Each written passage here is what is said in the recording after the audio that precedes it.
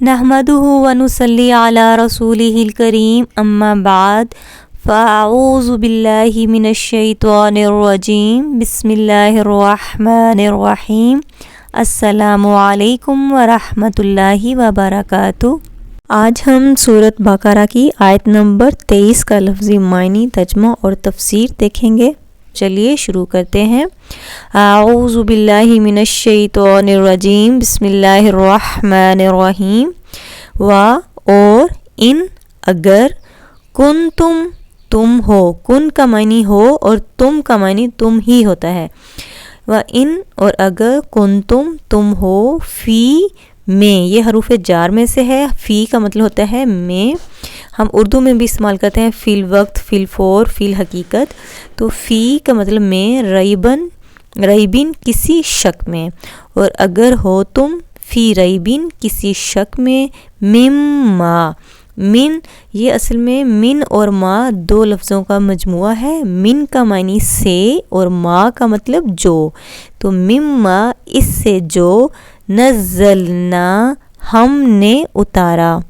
اب نزلہ کیا ہے؟ ایک فعل ہے، یعنی فعل کا مطلب کیا ہوتا ہے؟ کام۔ تو فعل کے آخر میں جب نون الف نا سے پہلے جزم آ جائے تو اس کا ترجمہ ہم نے کیا جاتا ہے۔ نزلہ کیا ہے؟ فعل ہے، اور اس میں نون الف نا سے پہلے کیا؟ جزم آ رہی ہے۔ تو اس کا ترجمہ جب فعل کے آخر میں نون الف نا سے پہلے جزم آ جائے تو اس کا ترجمہ ہوتا ہے ہم نے۔ تو نزلنا ہم نے اتارا، علی بھی حروف جار میں سے ہے اور اس کا معنی ہوتا ہے پر، علی پر، عبدنا، عبد کہتے ہیں بندے کو، اور نون الف نا عبد بندے کو کہتے ہیں، اور عبد کیا ہے؟ ایک اسم ہے۔ تو نون الف نا جب اسم کے آخر میں ہو تو پھر اس کا ترجمہ ہمارا، ہماری، ہمارے، اپنا، اپنی یا اپنے کیا جاتا ہے۔ تو علی عبدنا، اپنے بندے پر۔ اب یہ یاد رکھیں کہ جب فعل کے آخر میں نون الف نا سے پہلے جزم ہو تو پھر اس کا ترجمہ ہم نے کیا جاتا ہے، لیکن جب اسم کے بعد اسم کے آخر میں جب نون الف نہ آتا ہے تو پھر اس کا ترجمہ ہمارا، ہماری، ہمارے، اپنا، اپنی یا اپنے کیا جاتا ہے۔ فَأْتُوا پس تم سب لاؤ۔ فاتو کا اصل ترجمہ تو پس تم سب آؤ ہوتا ہے، لیکن جب اگر فاتو کے بعد علامت بازر بی استعمال ہو تو پھر اس کا ترجمہ تم سب لاؤ ہوتا ہے، جیسے کہ یہاں فاتو کے بعد بصورتن، فاتو کے بعد بازر بی آ رہا ہے تو اس لیے پھر یہاں ترجمہ تم سب لاؤ کیا جائے گا۔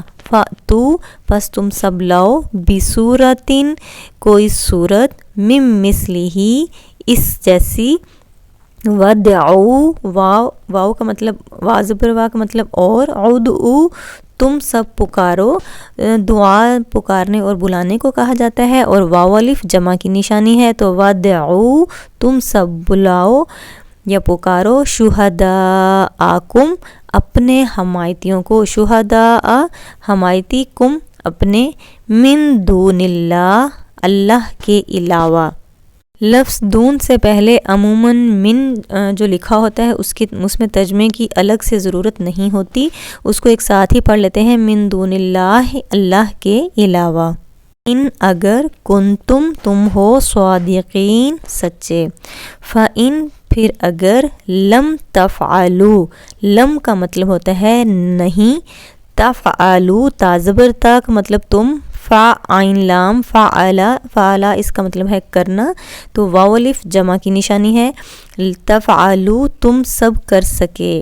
لم کے بعد جب فعل ہوتا ہے، کوئی بھی فعل، تو اس کا ترجمہ گزرے ہوئے زمانے میں کیا جاتا ہے۔ جب لم کے بعد فعل آتا ہے تو اس کا ترجمہ گزرے ہوئے زمانے میں کیا جاتا ہے، جیسا کہ ہم یہاں کر رہے ہیں کہ لم تفعلوا تم سب نہ کر سکے، اور لن تفعلوا، اب لن کا مطلب ہوتا ہے ہرگز نہیں، تو جب لن کے بعد فعل آ رہا ہے جیسے تفعلوا آ رہا ہے پھر، تو تا زبر تا کا مطلب تم، فا عین لام فعلا مطلب کرنا، اور واو الف جمع کی نشانی ہے۔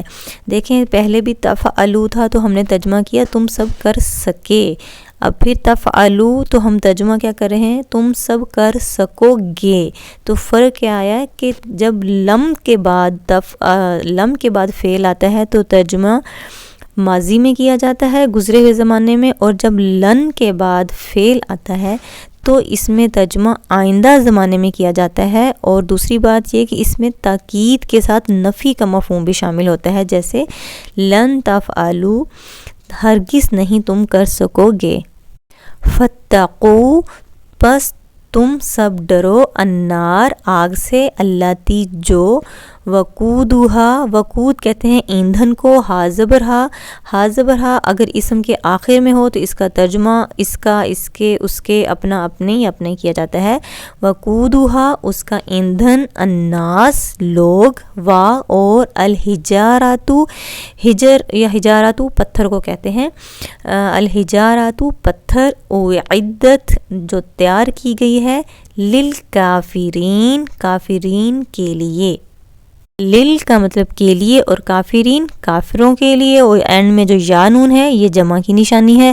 جیسا کہ بار بار آپ کو بتایا جاتا ہے کہ جب بھی کسی لفظ کے آخر میں واو الف، واو نون یا نون آ جائے تو وہ جمع کی علامت ہوتی ہے. چلیے اب ہم اس آیت کی تفسیر دیکھ لیتے ہیں. اس آیت میں اللہ تعالیٰ انسان کو کھلا چیلنج دے رہے ہیں. یہ چیلنج ان لوگوں کے لیے تو ہے ہی تھا جو وہاں کافرین اور مشرک اعتراض کرتے تھے کہ یہ جو کلام ہے یہ آپ صلی اللہ علیہ وسلم نعوذ باللہ خود سے گھڑ لائے ہیں یا کسی یہ انسان کا کلام ہے.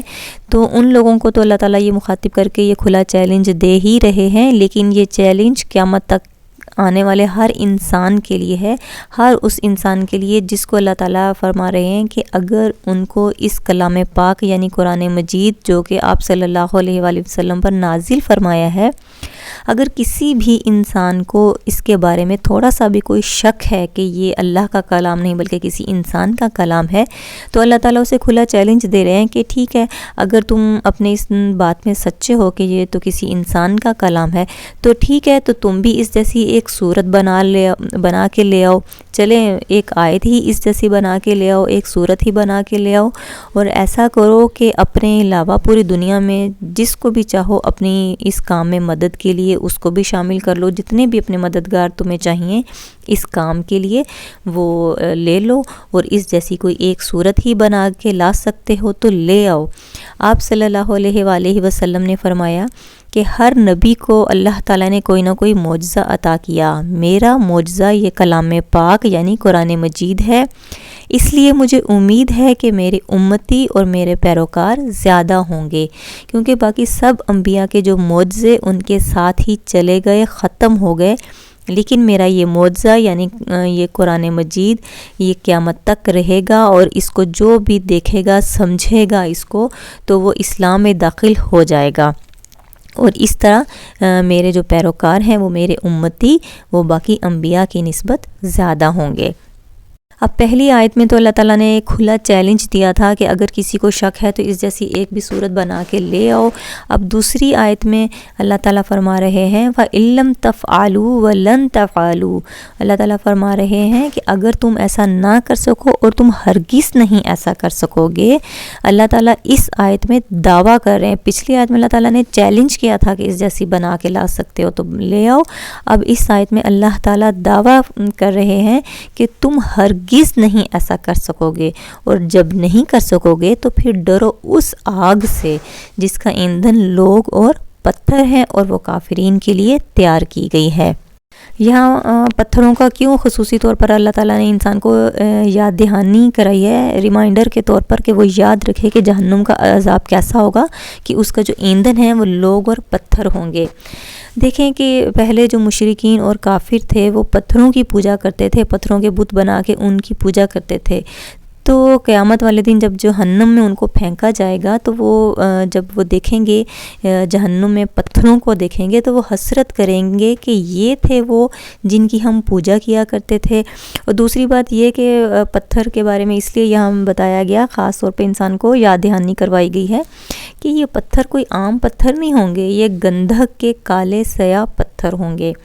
پتھر کی یہ خصوصیت ہوتی ہے کہ جب اس کو آگ میں تپایا جاتا ہے، گرم کیا جاتا ہے نا، تو اس کی وجہ سے جو آگ کی ہیٹ ہوتی ہے، اس کی شدت، اس کی تپش ہوتی ہے، وہ بہت زیادہ ہو جاتی ہے۔ تو جہنم میں پتھر ہوں گے، وہ اس کا ایندھن ہوں گے، اس کی وجہ سے جو جہنم کا جو ٹمپریچر ہے، اس کی جو ہیٹ ہے، اس کی شدت بہت زیادہ ہوگی۔ تو اس سے اللہ تعالیٰ نے ہمیں انسان کو یاد دہانی کروائی ہے کہ یاد رکھو کہ اس کا جو عذاب ہے وہ اتنی شدت کا ہوگا۔ تو اللہ تعالیٰ ہمیں جہنم کے عذاب سے محفوظ رکھے، آمین۔ اللہ تعالیٰ ہمیں دوزخ کی آگ سے بچا لے اور گناہوں سے محفوظ رکھے، آمین ثم آمین۔ جزاک اللہ خیرا کثیرا۔ السلام علیکم ورحمۃ اللہ وبرکاتہ۔